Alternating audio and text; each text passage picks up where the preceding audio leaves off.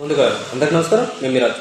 ఆంధ్రప్రదేశ్కి సంబంధించి గత కొద్ది రోజుల నుండి తిరుమల శ్రీవారి లడ్డు ప్రసాదం ఏదైతే ఉందో దానికి సంబంధించి వైసీపీ ప్రభుత్వం అధికారంలో ఉన్నప్పుడు చేసినటువంటి దుర్మార్గాలు కావచ్చు, దౌర్జన్యాలు కావచ్చు, దాష్టికాలు కావచ్చు, ఇవన్నీ కూడా బయటపడ్డాయి విత్ ప్రూఫ్స్. కానీ మేము చేయలేదు అంటూ బొకాయించడం అయితే వైసీపీ కార్యకర్తలు కావచ్చు, లేకపోతే నాయకులు కావచ్చు, మాజీ సీఎంగా ఉన్నటువంటి జగన్మోహన్ రెడ్డి గారితో సహా చేస్తూనే ఉన్నారు. అయితే ఈ దుమారాలకి మొట్టమొదటి కారణం జగన్మోహన్ రెడ్డి గారే కాబట్టి, ఎందుకంటే అక్కడ ఆ హిందూ దేవీ దేవతలు ఎవరైతే ఉన్నారో వాటికి సంబంధించిన పూజా కార్యక్రమాలలో కానీ క్రతువుల్లో కానీ ఆయన ఒక్కరే పాల్గొంటారు.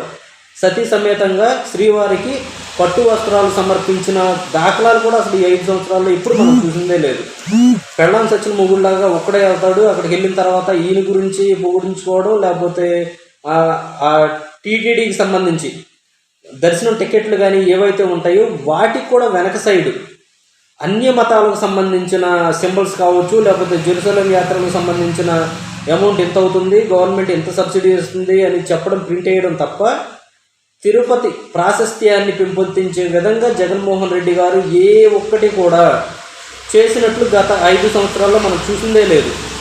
హిందూ దేవాలయాలకు కానీ, లేకపోతే హిందూ దేవీ దేవతలకు కానీ, లేకపోతే హిందూ దేవీ దేవతల విగ్రహాలు పగిలిపోవడంలో కానీ, ధ్వంసం చేయడంలో కానీ, వీటన్నింటిలో వైసీపీ అధికారంలోకి వచ్చిన తర్వాత ఎక్కువ జరిగాయి. వీటిపైన కూడా వైసీపీకి సంబంధించిన నాయకులు కానీ, లేకపోతే జగన్మోహన్ రెడ్డి గారు కానీ ఎప్పుడూ కూడా స్పందించిన దాఖలాలు అయితే లేవు. వీటన్నింటినీ ఒక్కసారిగా బీజేపీకి సంబంధించిన యువ మోర్చా నాయకులు ఎవరైతే ఉన్నారో, కార్యకర్తలు ఎవరైతే ఉన్నారో, ఒక్కసారిగా జగన్మోహన్ రెడ్డి గారి యొక్క తాడేపల్లి ప్యాలెస్ ఏదైతే ఉందో దాన్ని ముట్టడించడం అయితే జరిగింది. జగన్మోహన్ రెడ్డి గారు హిందువుల మనోభావాలను దెబ్బతీసే విధంగా ఈ 5 ఏళ్ల పరిపాలన అయితే ఉంది. కాబట్టి మాజీ ముఖ్యమంత్రి గారు ఎవరైతే ఉన్నారో జగన్మోహన్ రెడ్డి గారు దిగొచ్చి హిందువుల మనోభావాలు దెబ్బతీసి దుర్ఘటనలు జరిగినందుకు, దుర్మార్గపు చర్యలు చేసినందుకు క్షమాపణలు చెప్పాలి అని నిలదీయడం అయితే జరిగింది.